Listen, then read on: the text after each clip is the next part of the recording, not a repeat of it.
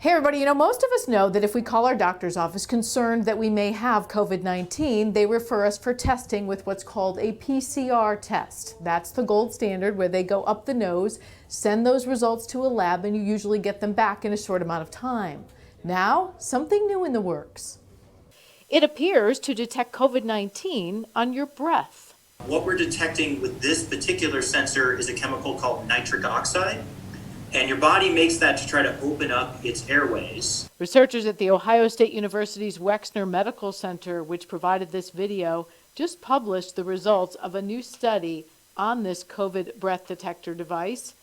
And we're very excited to see that in a group of 46 patients, 23 of whom had COVID and 23 were on a ventilator but did not have COVID, that we were able to detect COVID accurately in the majority of the patients who had COVID, and only had a few false positives in the group of patients that did not have COVID. Is the goal eventually to give this to people at an earlier stage, perhaps to not ever have them get into the ICU?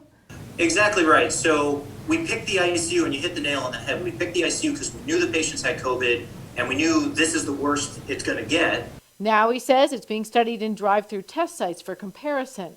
The hope is that one day it might be used like those other driving tests. But it's very much like a breathalyzer you might see if somebody was pulled over on suspicion of driving under the influence.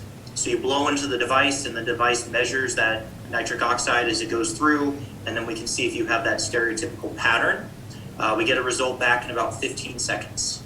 No word yet on just when we might actually see this sort of used nationwide. I'm medical reporter Liz Bonus reporting.